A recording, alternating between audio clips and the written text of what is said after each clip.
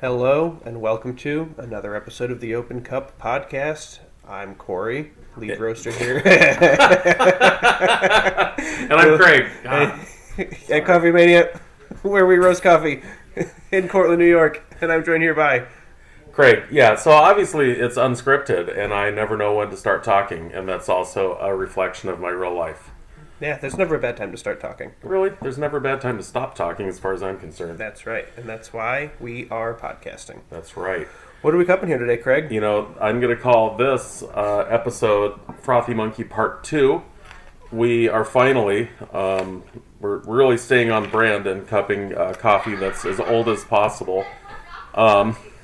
This is, we're going to cup some Colombian Julian Hernandez that Kevin was kind enough to send us. And, wow, it's got a 100-hour fermentation process. Whoa. Yeah, that's a lot of hours. Yeah, this was roasted at the end of September, so we're definitely pushing the time limits, but I can tell you already, it has a nice... That's wild. Yeah, it smells real nice for a Colombian. Our Colombian is very... how would you describe our Coffee Mania House Colombian? Very solid, middle of the road. Yeah, I mean, it's good. I used to describe it like Campbell's tomato soup, but I have since changed my tune on that. I think it's gotten a lot, kind of smoother and pleasant. Not that it wasn't always pleasant, but... Right. This, by contrast, is also pleasant. This smells like a fragrance that I want to wash my hands with. Absolutely. Yeah. It just smells so... Well, maybe we can talk to Frothy Monkey about flowery. a partnership and get some Colombian Julian Hernandez hand soap. Yeah, we might need to. Some artisanal stuff. Yeah, but it's very nice. Is this another anaerobic? Well, I don't know. It just says it's a 100-hour fermentation. So... What does that even mean? I mean, 100 hours. Whew, what is that, like 4 days? That's... Yeah. Yeah, I guess so. Yes. Yeah. More or less. Well, hot dog. Well, it at first impressions seems like this is going to be another tasty coffee, another wild ride, if you will. 4-day fermentation is going to be the name of my new prog band. Fair. I feel like that's what happens to me when I don't remember the last time I showered. Whoops. Yeah. That's I'm on day 4. This smells like 4-day fermentation. To be fair, if I smelled this good when I was done with not showering for a week, I would be quite pleased. Yeah, that's not bad. Yeah. Without further ado, I'm going to walk over and get some water dispensed into our kettle. Yeah, I'm really excited to see how this changes. I should probably say some interesting stuff here while Craig is filling up the kettle. He always does such a good job with that when I'm fetching water, but I don't know. I don't think I'm as creative as Craig is. That's not true. Or entertaining. I don't think I have any good, interesting train anecdotes. Although I did order my daughter a train set. I shouldn't say I did. My wife did. She picked it out. You should not say that you did. Endorsed it. Yeah. I was adjacent to her when she ordered a train set for our Thomas the Tank Engine loving daughter. I love that what's coming through as a theme in this, besides my awkwardness, is the train situation. Yes. Well, I do have water now. Some nice hot water, and I'm trying to access my timer on my phone. You know what I should have said while we were filling up the water is I know that everyone is probably dying to hear the results of our Nicaraguan test. When we roasted Nicaraguan on both of our coffee roasters on the same day. Yeah. And the results are that we haven't cupped it yet. I'm looking at the samples right now. Yep, they're right there. They've been sitting out in cups, in open cups, ironically. Yep. Since 10/29. So that's not too bad. We could probably still wait another month before we cup that. Might as well. Yeah, might as well. All right, I'm going to pour some water on some samples and start a timer. We did, however, just cup. We did the same type of cupping, but with a different coffee, and the samples were much more fresh. And the results were great. So we are excited to hear that we can roast coffee on different coffee roasters. Yeah, that is exciting.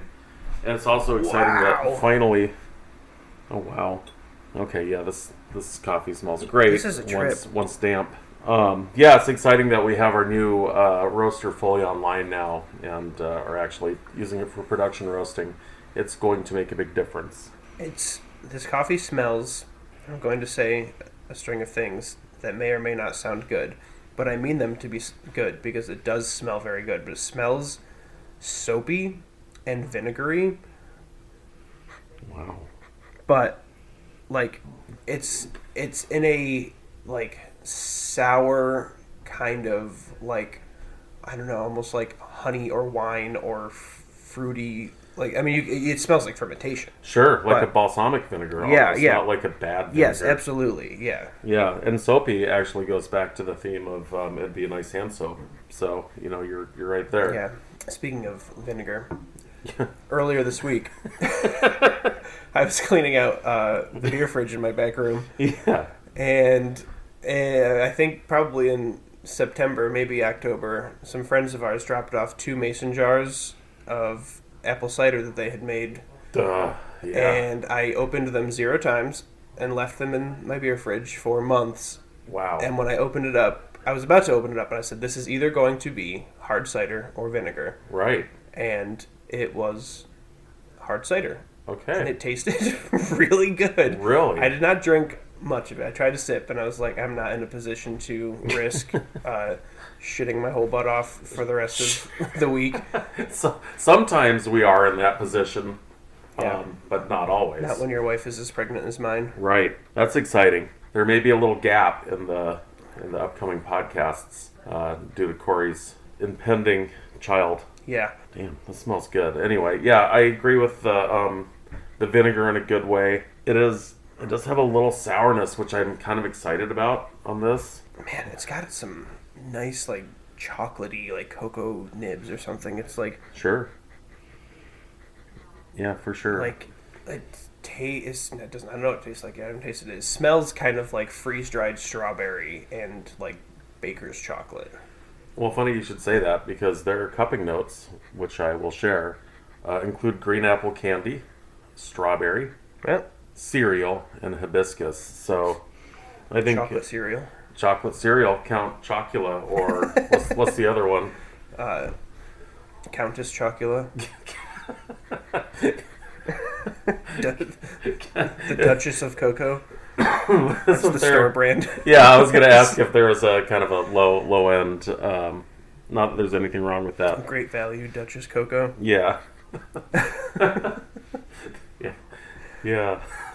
It smells really good. good. It does. I am getting really strawberry, though, for sure. Crack into this. Yeah. Man, it's like every time I go in for a smell, I get another new sweet fragrance. Ever since you said freeze-dried strawberries, I cannot escape that. Yeah. It's like astronaut food. Astronaut food, yeah. Right. It also has, man, what is the like, there's like an acid that they put in, like, the emergency that we have, where it's like that, citric acid? Yeah. Yeah. It just smells so citric and acidic. Well, fair. I can't wait to taste this. It's been 4 minutes, so it's time to break. Let's fucking bust it. Yeah, we're busting it in. Once again, sorry, I'm getting the I'm forcing the explicit tag on us. Earning the explicit tag. It's like, it's kind of a safety net. So we don't know what we're going to say between now and the end of the episode. So we got to get a few fucks and shits out there just to make sure. Yeah, you have to. And someday we're going to edit all those out to make a totally family-friendly version. I actually was thinking, so there's a podcast I listen to called My Brother, and Me.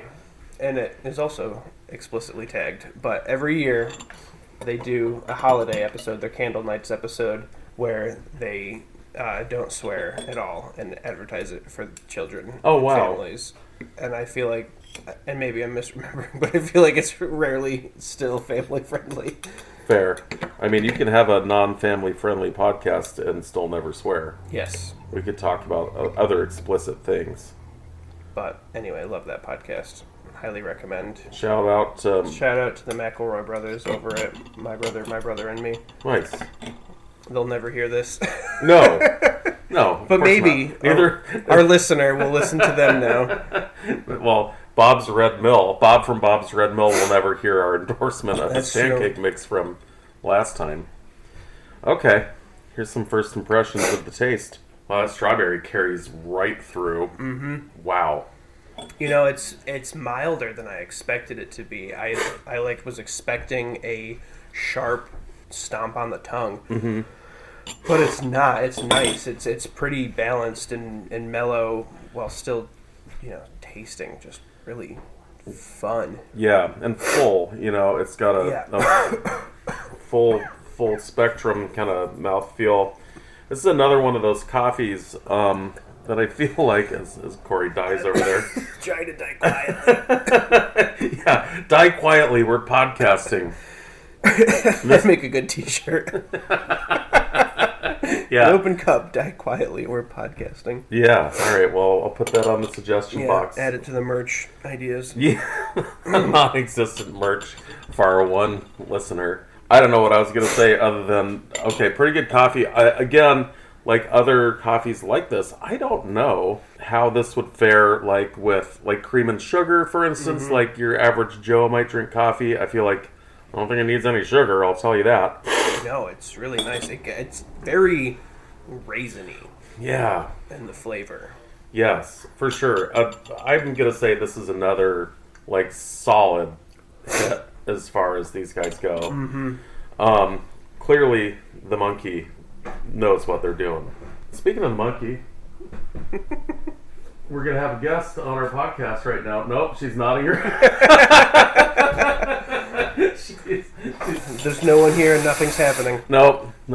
Just a little, okay, yeah, we are recording right now.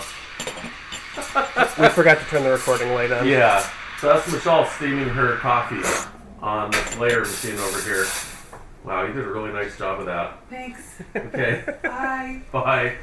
Well, that's fun when a surprise guest comes into the studio. Sorry. No need to apologize. No. You're going to be podcast famous now. We're at our best when there's a third person in the room. We really are. We should have gotten Missy in here. Well, I think we got Missy on this one in the background. So, that's good. Yeah, so anyway, those guys at the Frothy Monkey, wow, damn, really good job. Excellent job, Kevin. I don't even have anything bad to say about you today. I'm sure we can find something. Well, we can find something. I don't know. It's the holiday season, although frankly, this podcast will not be aired until sometime. Hey, who knows? Sometime in the next decade. But it might be the holiday season when you're listening to it. And so I'm going to be charitable and say I'm not going to say anything bad about Kevin. We do love Kevin. It is fun to give him a hard time. I hope he's doing well in Nashville. I'm sure it's warmer there than it is here in upstate New York. By God, it's cold, but Kory likes that shit. It is cold, I do like that shit. But thank you for sending us these awesome coffees. Yeah. Please feel free to send us more, and we will taste them and make fun of you on our podcast while we do it. Let's maybe wait until second quarter 2025 to send them, though, since Kory's likely to be out. That's true, yeah. I'll be out for a significant amount of time. Significant amount of time, because you're having a baby, and that's great. Yeah. Yeah, that's exciting. My daughter has named him Baby Baba. Aw.